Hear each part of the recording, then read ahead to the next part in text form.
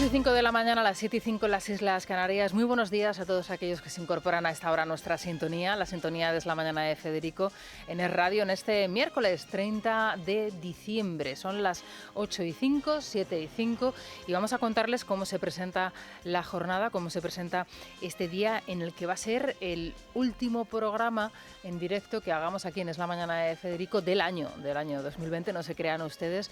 Mañana hemos preparado para todos ustedes una selección especial de los mejores momentos, las mejores entrevistas de esta temporada, es decir, desde el mes de septiembre hasta el momento. Y claro, en todo ese proceso de entrevistas, de conversaciones, de charlas que ha mantenido Federico Jiménez Los Santos desde que comenzase esta temporada en septiembre a día de hoy, se han producido muchas cosas, muchas novedades y momentos que merece la pena recordar. Como por ejemplo, ya les avanzo, esa primera entrevista que concedió Cayetana Álvarez de Toledo después de haber sido desposeída de la portavocía del Partido Popular en el Congreso de los Diputados. O después de ese discurso, de esa intervención en el Congreso, donde se refirió al padre de Pablo Iglesias, o a Pablo Iglesias, al vicepresidente del Gobierno, como el hijo de un frapero, ¿no? Las consecuencias que ello tuvo y, por supuesto, el análisis que aquí hizo la propia Cayetana. Pero es que también por esta mesa ha pasado y pasó Pablo Casado antes de su discurso de la moción de censura, que también recordaremos aquí. Y justo el día después de ese discurso, aquí sentado, estuvo Santiago Abascal, un Santiago Abascal abatido. No les voy a decir que derrotado, porque esa no fue la sensación que nos trasladó, pero sí muy afectado por las palabras del que había sido su, bueno, pues ya, no sé si ex amigo, eterno amigo, en fin. Todo esto lo vamos a reposar mañana en ese programa especial que comenzará a las 7 en punto de la mañana y que les va a acompañar hasta las 12 del mediodía. Y también tendremos, por cierto, momentos para el heroísmo, para la lucha cotidiana de las familias de la especial, de la educación especial. Recordaremos esa tertulia extraordinaria, maravillosa, con Pilar García de la Granja, con el Mago More, en donde denunciaban lo que va a suceder si nadie lo remedia, y con esa ley CELA ya aprobada probablemente nadie podrá remediarlo, con los colegios de educación especial en nuestro país, con esas 36.000 familias que se ven afectadas por el estrangulamiento que este gobierno va a ejecutar contra esos colegios de la educación especial en España. Bueno, todo esto, como les digo, lo recordaremos en ese programa especial a partir de mañana, junto con La República de los Tontos de Santiago González, los mejores momentos, Organizando la Resistencia con Rosa Díez, también los mejores momentos del programa. En fin, ya les digo yo que van a estar muy, pero que muy entretenidos. Déjenme que les cuente cómo se presenta el día, cómo está hoy el tiempo, esa borrasca, esa alerta absoluta que teníamos prácticamente en todo el país debido al temporal, parece que se va alejando, se va atenuando y eso se va a notar prácticamente en todo el país. En el norte con unas lluvias y con unas nevadas menos intensas, también menos frío, y en el resto del país con cielos despejados. En Madrid les comento que estamos en el entorno de los 2-3 grados, hoy la máxima será de 7, frío, mucho frío en el centro peninsular y temperaturas mucho más templadas en las Palmas de Gran Canaria, la máxima allí 22 grados. Hoy el pelotón del pasmo tiene uno en cabeza, en solitario, que es Segovia, 5 grados bajo cero. Bien, según los datos del Instituto Nacional de Estadística actualizados, según su última actualización, que es de ayer mismo, en España hay un exceso de mortalidad respecto al año pasado de 77.621 personas. ¿Esto qué significa? Bueno, significa que, a diferencia del año pasado, han fallecido 77.621 personas más en este país. La cifra oficial de fallecidos por COVID en España, según refleja el Ministerio de Sanidad, es de 50.442. Esto supone que más de 27.000 muertos que aparece en la cifra del Instituto Nacional de Estadística no aparecen en la cifra del Ministerio de Sanidad. Es decir, que hay más de 27.000 muertos en este país de un año a otro que el Gobierno, por una u otra razón, ignora. Sin embargo, con esta rendición de cuentas inauguramos una nueva etapa en la necesaria regeneración democrática de nuestro país. En primer lugar, porque apostamos decididamente por la transparencia. En segundo lugar, porque promovemos la ejemplaridad pública. Sin embargo, el Gobierno se autocalifica, se autodescribe como un Gobierno transparente y ejemplar, a pesar de esos más de 27.000 muertos que para Pedro Sánchez no existen y nunca existieron. El Gobierno de la Transparencia ayer nos daba a conocer la lista de expertos que asesoran a Illa y Simón. Lo hacían meses después de ser reclamada. Ninguna novedad al respecto. Illa, Simón, su segunda, y el resto funcionarios del Ministerio. Lo hacía después de que Transparencia dijese que el gobierno más transparente de Europa, el gobierno de Sánchez, es el más opaco de todos. A pesar de ello, El Gobierno de España dispone, y lo ha puesto además en conocimiento del conjunto de la ciudadanía, del informe llamado Cumpliendo.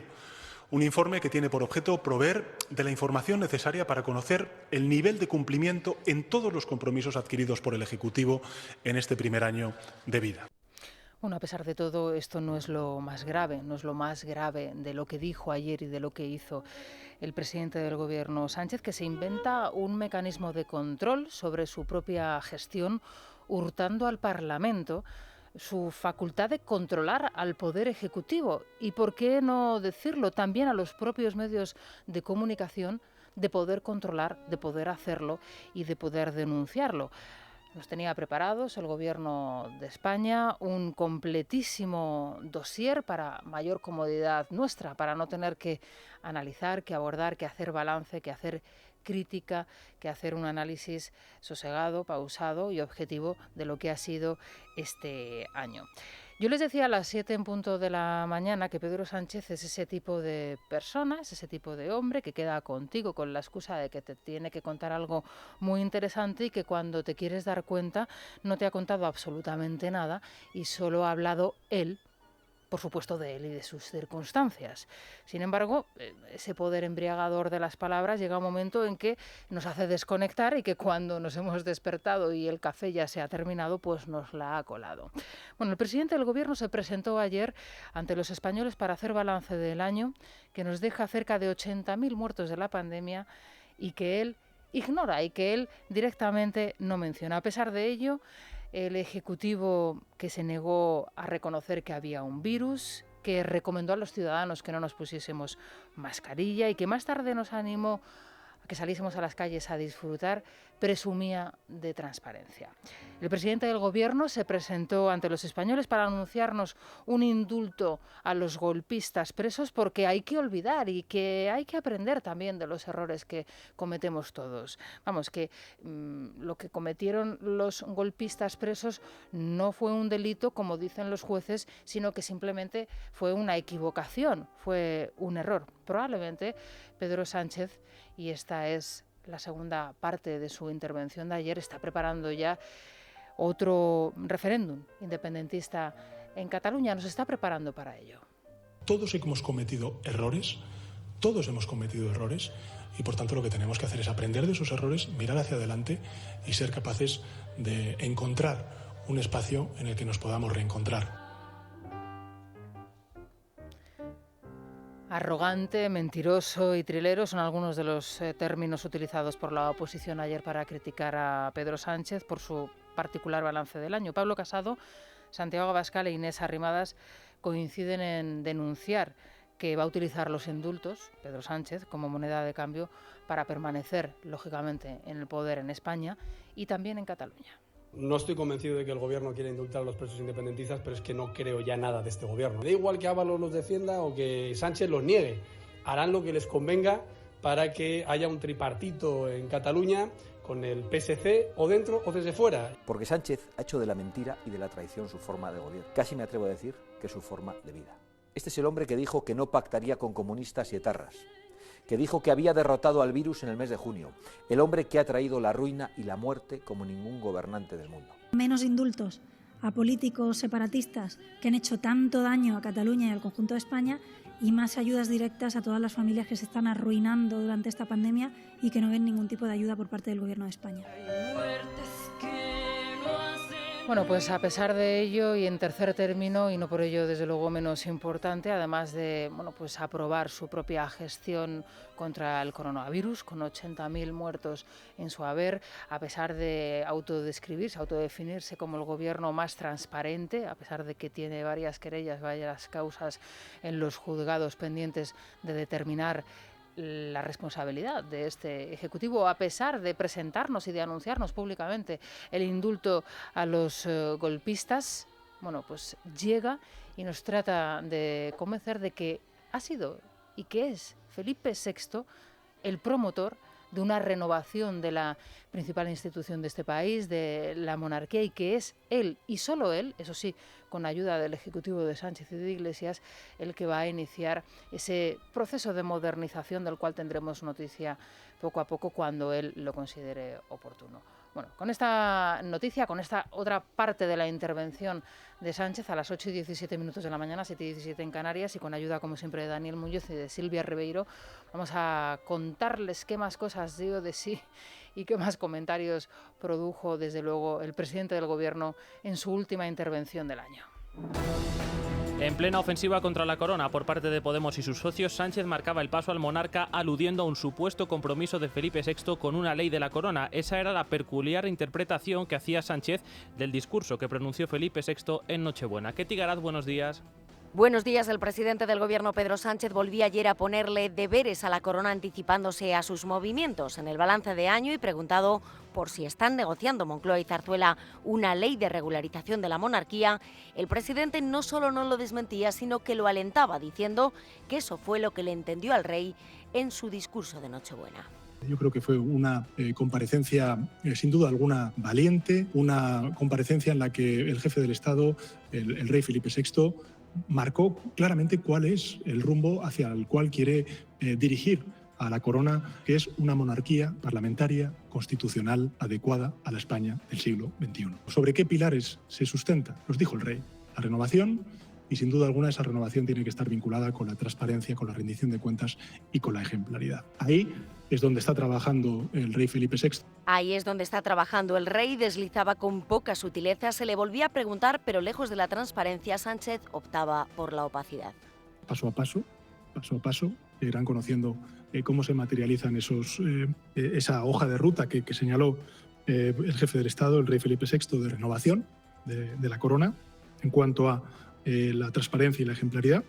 Fue el titular de un balance de año con 2 horas de autobombo en la que Pedro Sánchez aseguró que sus expertos avalan el cumplimiento del 23% de sus compromisos, el 90% si se cuentan los que están en marcha y el 20% de los compromisos programáticos de la coalición con Podemos, que no sufrirá, atención, ninguna crisis de gobierno.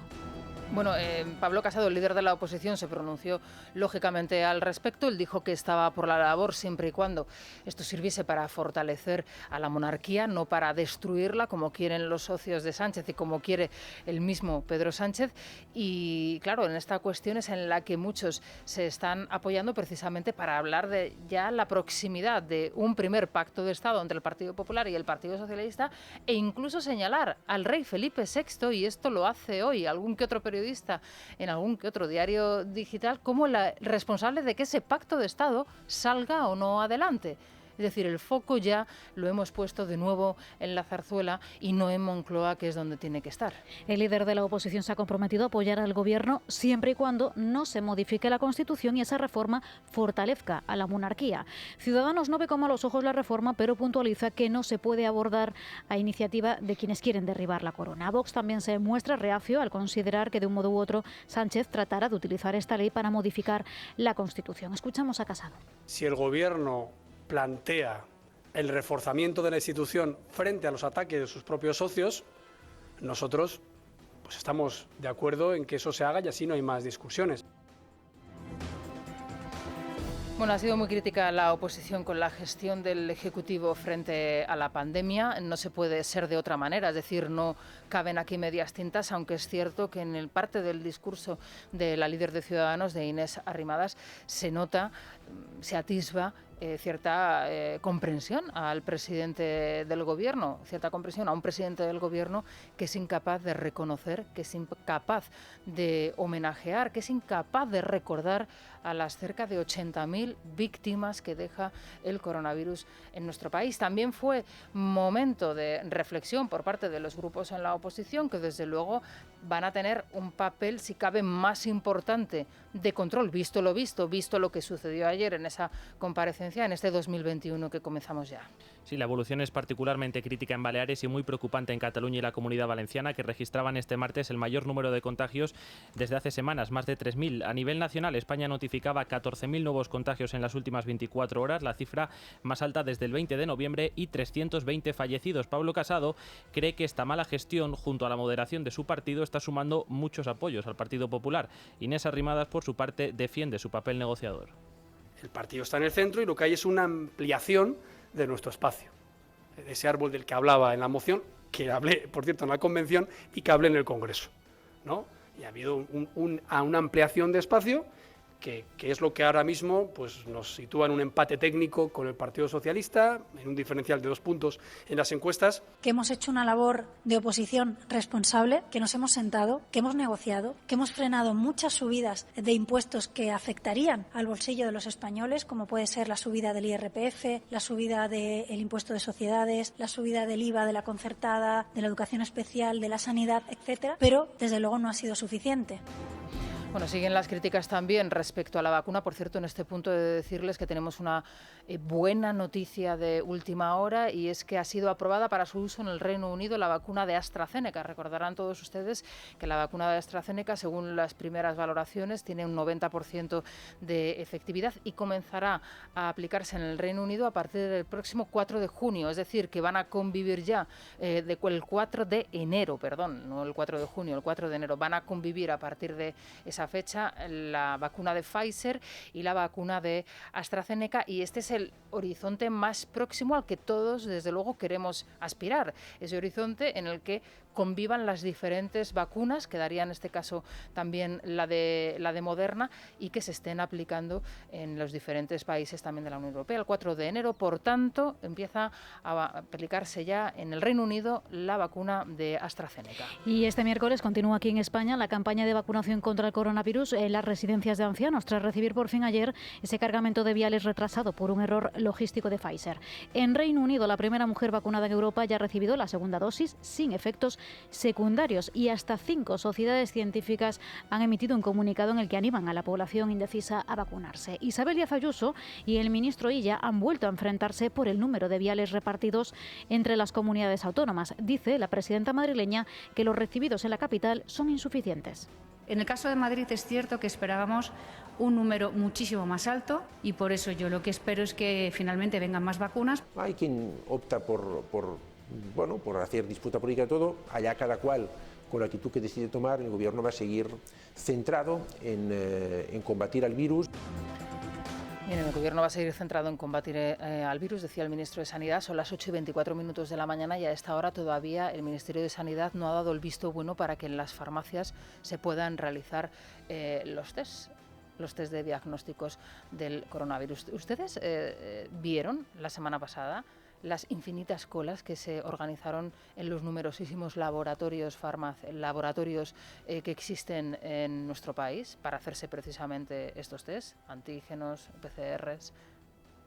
Todo esto se podía haber evitado si en las farmacias, en la amplísima red de farmacias, aquellas que están preparadas, aquellas que quieren hacerlo y, por supuesto, aquellas en las que se dan las condiciones, se hubiese podido hacer. Yo no sé si usted, que nos está escuchando desde su casa o desde su trabajo, está entre los millones de personas que la semana pasada se hicieron test en nuestro país.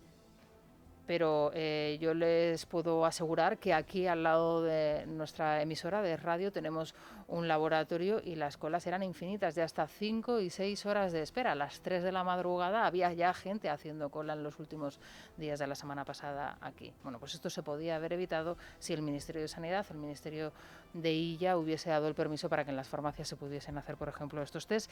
Y ya les digo, 8:25 todavía no es posible.